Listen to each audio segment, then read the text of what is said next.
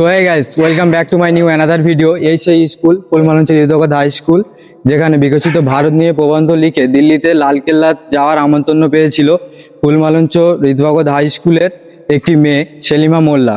সে ছিল খুব দরিদ্র পরিবারের মেয়ে, আর এটা আমাদের গর্ব যে আমাদের স্কুল থেকে একটি মেয়ে ক্লাস 9-এ পড়ে, সে দিল্লিতে লালকেল্লা যাওয়ার আমন্ত্রণ পেয়েছিল। তো সে 15ই আগস্ট গিয়েছিল। এবারে আমি আপনাদের সেই যে সেলিমা মোল্লা যে স্কুলে পড়তো এবং এটা আমাদেরই স্কুল, আমরা এখানে পড়ে গিয়েছি, আমি আজকে সেই স্কুলটা ভিজিট করে দেখাবো। চলো। সো গাইস, এই হচ্ছে আমাদের school Phulmalancha Hridaygata high school. একসময় আমি এখানেও পড়ে গিয়েছি।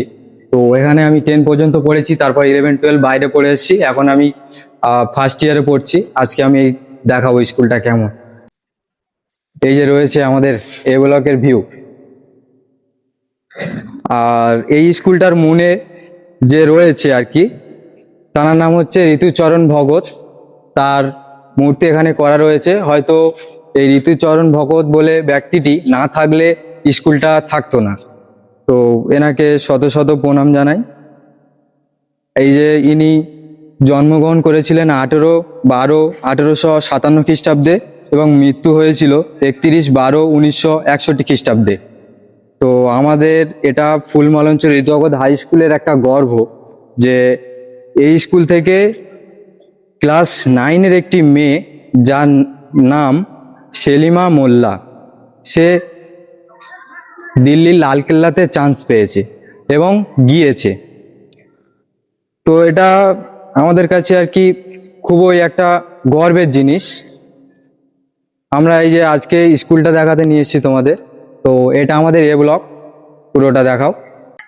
এটা রয়েছে আমাদের স্কুলটা শুধু এ ব্লক, আর এটা আমাদের বি ব্লকটা দেখাবো। ওই যে আমাদের বি ব্লকটা ওদিকে রয়েছে, ওটা বি ব্লক। আর এদিকে রয়েছে আমাদের এটা সি ব্লক।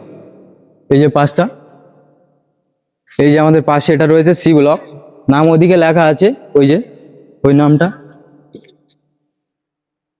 আর ওর যে পাশে রয়েছে ওটা ডি ব্লক। আর এখানে সুন্দর একটি খেলার মাঠ রয়েছে আমাদের স্কুলে, কত সুন্দর খেলার মাঠ রয়েছে।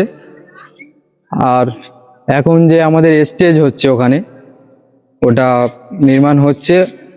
তো আজকের ব্লগ এই পর্যন্ত। যারা যারা ফুলমালঞ্চ হৃদয়গত হাই স্কুলের স্টুডেন্ট রয়েছে, ভিডিওটা শেয়ার করে দেওয়ার অনুরোধ রইল।